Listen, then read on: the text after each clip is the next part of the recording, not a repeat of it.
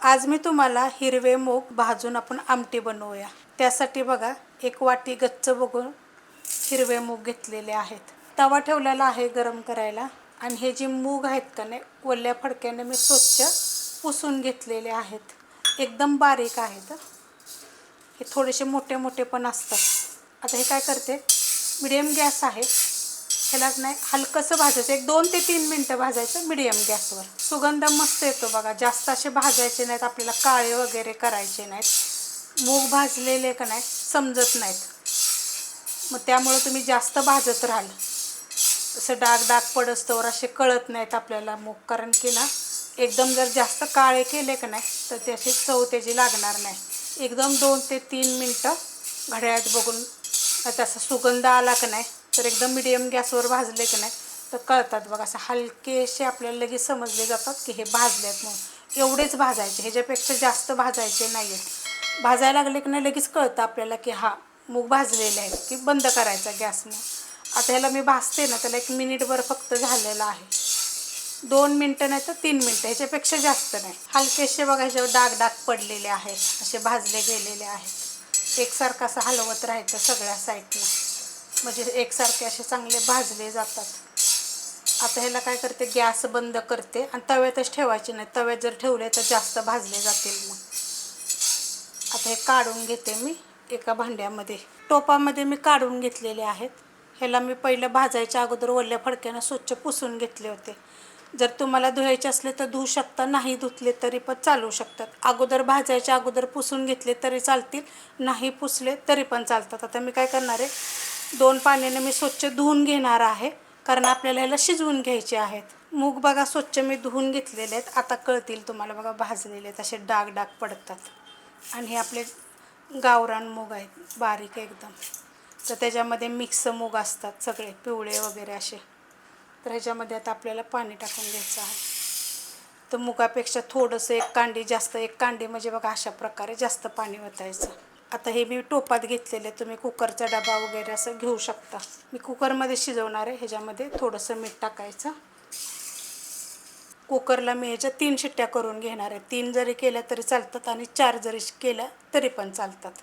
कुकरच्या शिट्ट्या झालेल्या आहेत आणि थंड झाल्यानंतर मी खाली काढून घेतलेला आहे। एकदम मऊ शिजला जातो छान असं। कोमट पाणी घेतलेलं आहे, साधं पाणी जरी घेतलं तरी चालेल। आता फोडणी करून घेऊया। कढईमध्ये मी करणार आहे, तर ह्याच्यामध्ये आपण तेल काढून घेऊया।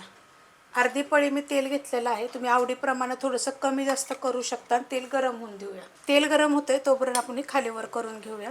असं बघा दाबून घ्यायचं ना, तर फिरक्यानं घोटलं तरी घोटलं जातं। आणि हे उकळलं का नाही, की आता हे मऊ शिजलंय ना, तर एकदम जास्त आपल्याला ह्याचं कसं डाळीसारखं बारीक करायचं नाही, हे बघा असं लगेच सॉफ्ट होऊन जातं। तर मला कसं असंच पाहिजे, म्हणून मी ह्याला बारीक करणार नाही। तुम्हाला हवं असेल तर मग फिरक्यानं थोडंसं घोटलं तरी पण चालू शकतं।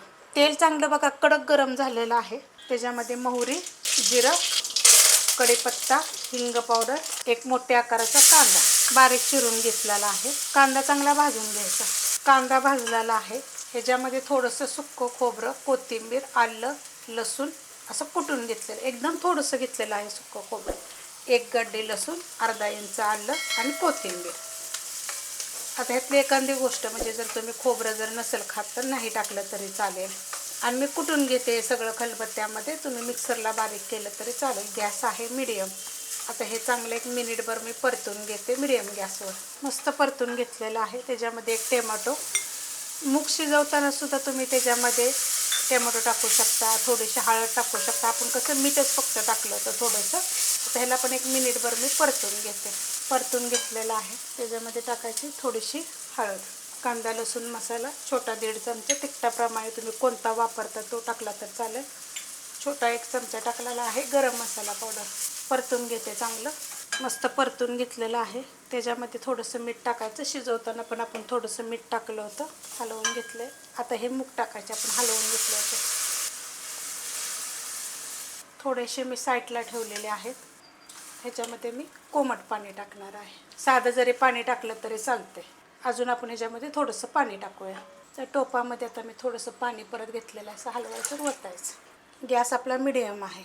आता हे 5 ते 6 लोकांना पुष्कळ होईल। वरनं टाकायची थोडीशी कोथिंबीर, खूप छान लागतं बरं का असं पण। मुगाच्या तर मोड आलेल्या, नुसतं भिजवून मूग मुगाचे सगळे सुकी भाजी वगैरे सगळ्या रेसिपी हे अपलोड केलेल्या आहेत. गॅस आहे मीडियम. उकळून देऊया आपण ह्याला 5 मिनटं तरी.